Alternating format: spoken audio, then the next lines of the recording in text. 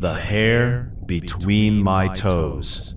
I am 47 years old, and I still feel it.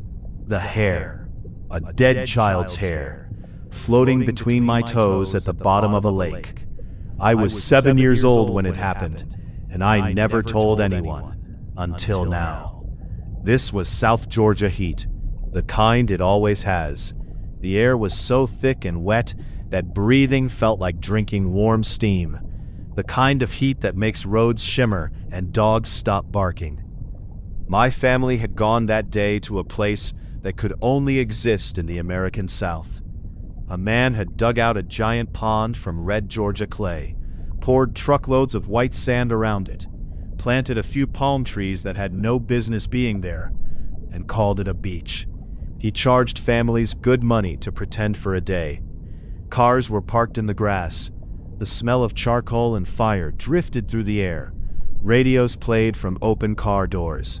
Mothers rubbed sunscreen on squirming children. Fathers stood with cold cans in their hands, talking about nothing important. We were happy. We were there. That was enough. I was 7 years old, maybe 8.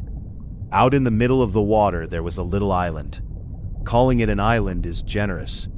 It was just a mound of sand, maybe 10 feet wide, 30 yards from shore. No trees, nothing, just sand sitting in the middle of dark water. But every kid at that place wanted to reach it. I was not a strong swimmer. I knew that about myself, but I had figured out a trick. The water was just above my head, deep enough to drown, but shallow enough to push off the bottom, bouncing, like walking on the moon. One breath, down, push, up, breath, down again, 30 yards, as long as an ocean and as sweet as a victory. The sounds of the park faded behind me with each bounce. The screaming kids, the water slide noise, the sizzling grills, all of it, getting softer. Just me, and that brown-green water, and the island ahead. I was almost there. I came down. My foot was about to touch the bottom, but the bottom was wrong. It was soft, it gave way slightly, the way a pillow gives when you press it.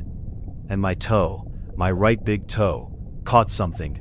A curve, a shape, a rise, something my young brain took a full second to understand. A nose. My foot had come down on someone's face.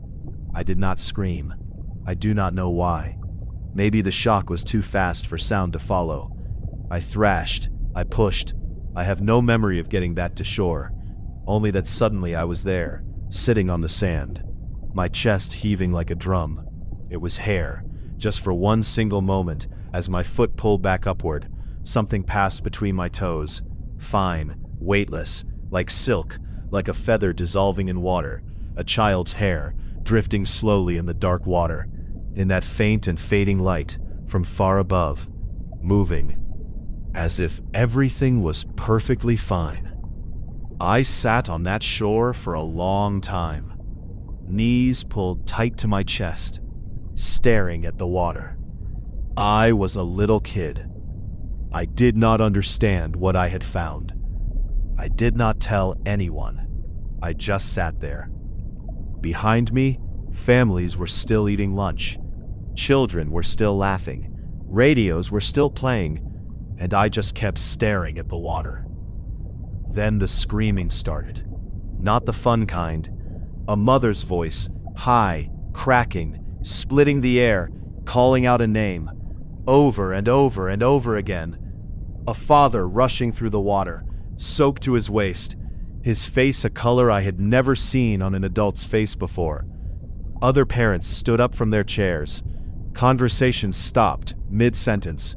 Hands went to foreheads, shading eyes toward the water.